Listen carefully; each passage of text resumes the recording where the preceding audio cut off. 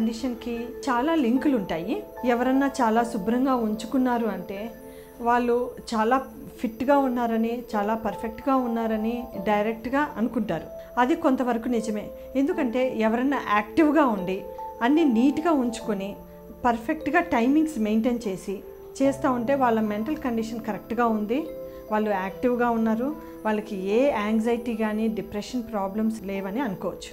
కిచెన్లో శుభ్రత కానివ్వండి, లేకపోతే రూమ్స్ శుభ్రత కానివ్వండి, ఆఫీస్ రూమ్స్ శుభ్రత కానివ్వండి, ఇవన్నీ కూడా మన మెంటల్ కండిషన్కి డైరెక్ట్ రిలేషన్. డిప్రెషన్ కానీ, యాంగ్జైటీ కానీ, లేకపోతే బైపోలార్ కండిషన్ వాళ్ళకి కానీ, ఇవన్నీ వీళ్ళ మెంటల్ కండిషన్ డిటోరియేట్ అవుతుంది అన్న ఇండికేషన్ అనమాట. నార్మల్గా ఉన్న వాళ్ళు కూడా ఇల్లు శుభ్రంగా ఉంచుకుంటే ఇంటి వాళ్ళందరికీ పీస్ఫుల్గా ఉంటుంది.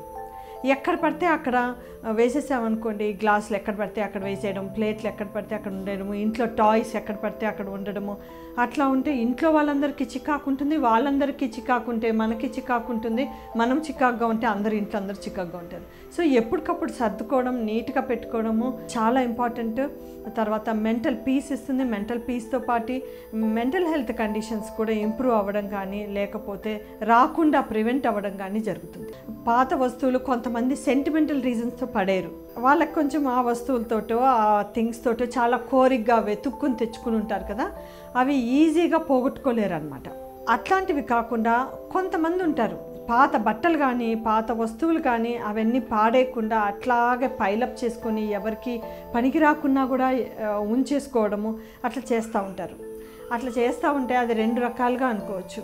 ఒకటి మెంటల్ ప్రాబ్లం ఉండి చేస్తూ ఉండొచ్చు, రెండవది వాళ్ళకి చిన్నప్పటి నుంచి అట్లా అలవాటు అయి ఉండొచ్చు, ఏది పడేయటం ఇష్టం లేక. నార్మల్గా లేకుండా మెంటల్ ప్రాబ్లం ఉన్న వాళ్ళు ఎలా చేస్తారు, అవసరం లేకుండా కూడా ఉంచుకోవడం, స్థలం లేకుండా కూడా ఎక్కువ పెట్టేసుకోవడం, ఇంట్లో అందరు ఇబ్బందులు పడుతున్నా కూడా దాన్ని కరెక్ట్ చేసుకోకపోవడం, పడేస్తే ఏదో ప్రాబ్లం అయిపోతుంది అన్న సెంటిమెంట్ లింక్ అయితే అది మెంటల్ ప్రాబ్లం కింద తీసుకోవచ్చు. దానికి కౌన్సిలింగ్స్ కానీ లేకపోతే మెడికేషన్స్ ట్రీట్మెంట్ కానీ ఇచ్చి బాగు చేయొచ్చు.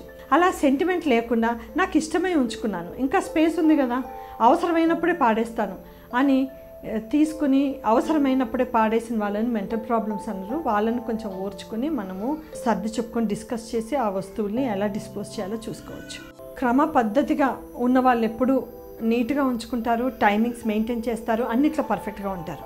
ఎవరన్నా ఇంటికి రాగానే ఇల్లు నీట్గా ఉంది, ఎక్కడ ఉండాల్సిన వస్తువు అక్కడే ఉంది అంటే అరే వీళ్ళు చాలా క్రమ పద్ధతిగా ఉంటారు, వీళ్ళు నీట్గా ఉంటారు, వీళ్ళు యాక్టివ్గా ఉంటారు, వీళ్ళకి మెంటల్ స్టేట్ చాలా బాగుంది అని ఒక ఇంప్రెషన్ పడుతుంది.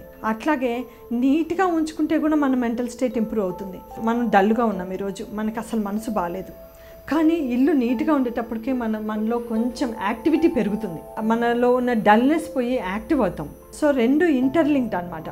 ఇల్లు నీట్గా ఉంటే మన మెంటల్ స్టేట్ ఇంప్రూవ్ అవుతుంది, మన మెంటల్ స్టేట్ ఇంప్రూవ్ అవుతే మనం నీట్గా ఉంచుకుంటాం. ఈ రెండు ఇంటర్లింక్డ్ ఉంటాయి.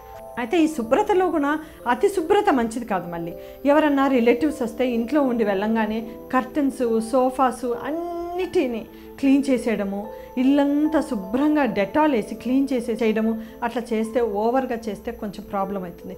ఎవరన్నా గెస్ట్లు వచ్చి కూర్చొని వెళ్ళిపోయిన తర్వాత రిలాక్స్ అవ్వాలి, అదంతా క్లీన్ చేయాల్సిన అవసరం లేదు. ఒక గంట తర్వాత ఇంకొకళ్ళు వస్తే మళ్ళీ క్లీన్ చేసేయడము, ఇట్లా చేస్తే దాన్ని ఓసిడి అంటారు, అబ్సెసివ్ కంపల్సివ్ డిజార్డర్ అనమాట.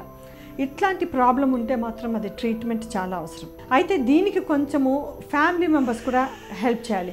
ఫ్యామిలీ మెంబర్స్ ఇట్లాంటి ప్రాబ్లం ఉంటే డాక్టర్స్ దగ్గర తీసుకురావాలి. ఇట్లా ప్రాబ్లం లేకపోయినా కూడా ఇల్లంతా శుభ్రంగా లేకుండా హ్యాఫజార్డ్గా ఉందనుకోండి, అయితే ఫ్యామిలీ మెంబర్స్ క్లీన్గా పెట్టడం కానీ అట్లా చేస్తే ఎవరన్నా ఇంట్లో డల్గా ఉన్నోళ్ళు కూడా యాక్టివ్ అవుతారు. సో ఇది ఒక్క మనిషే కాదు, ఇంట్లో అందరూ కలెక్టివ్గా నీట్గా ఉంచుకోవాలి. అతి శుభ్రత ఉంచుకోవడం మంచిది కాదు, శుభ్రంగా ఉంటే సరిపోతుంది.